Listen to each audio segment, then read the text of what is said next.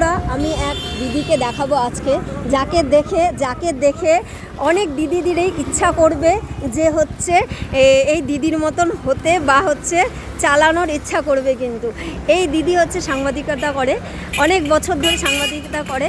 এ হচ্ছে বুলেট চালিয়ে আসলে আমাকে খুব ভালো লাগলো, ভাবলাম যে তোমাদের সাথে শেয়ার করি যে এই দিদি দেখো বুলেট নিয়ে, কিন্তু রীতিমতন বুলেট নিয়ে সে খবর করে বেড়ায়, আমাকে খুব ভালো লাগে, তাই ভাবলাম তোমাদের সাথে একটু শেয়ার করি।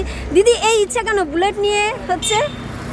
আসলে ইচ্ছাটা বলতে আমার ছোট থেকে তাই বুলেট নেওয়ার ইচ্ছেটা কোথা থেকে জাগলো? তোমাকে দেখে তো অনেকেরই ইচ্ছা হবে যে হচ্ছে বুলেট নিক, মেয়েরাও হচ্ছে বুলেট চালাতে পারে, অনেকেই চালায়। তোমাকে দেখে আমার আরও বিশেষ ভালো লাগলো যে হচ্ছে তুমি অনেক দিন ধরে সাংবাদিকের পেশায় যুক্ত হয়ে আছো।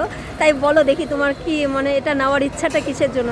আসলে ছোট থেকে তো ইচ্ছা ছিল বাইক নেওয়ার। এবার যখন একজন মেয়ে ওই স্বাভাবিকভাবে স্কুটিটা বাড়ি থেকে প্রেফার করলেও বাইকটা কিন্তু হয় না। হ্যাঁ, বাইক ইভেন বাড়িতে কোনোদিন বলার সাহস হয়নি আমি বাইক নিতে চাই। হ্যাঁ। হঠাৎ একদিন কথায় কথায় মাকে বললাম নিতে চাই, মা রাজি হলো। এবার দাদু, কারণ দাদু হচ্ছে বাড়ির প্রধান, দাদুর যদি না মানে কোনোদিন পসিবল না। কোনো ক্রমে গিয়ে বললাম দাদুকে, দাদু বলে আরে বুলেট, এটা তো আমার কবেকার ইচ্ছা। তারপরে গেলাম আর একদম একদিনের মধ্যে নেওয়া হয়ে গেল। আর দাদুকে তাহলে তুমি মানে ধন্যবাদ দিতে চাচ্ছ বিশেষ করে, না? ক্রেডিট দাদু। দেখো, বাড়ির অনুমতি ছাড়া কিন্তু এই যে বুলেট রানি যে হয়েছে এটা কিন্তু হতে পারে না। বাড়ির অনুমতি নিয়েই কিন্তু এই দিদিভাই হচ্ছে বুলেট কিনেছে।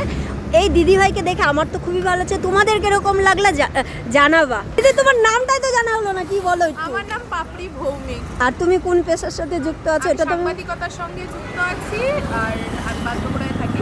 আচ্ছা, ধন্যবাদ।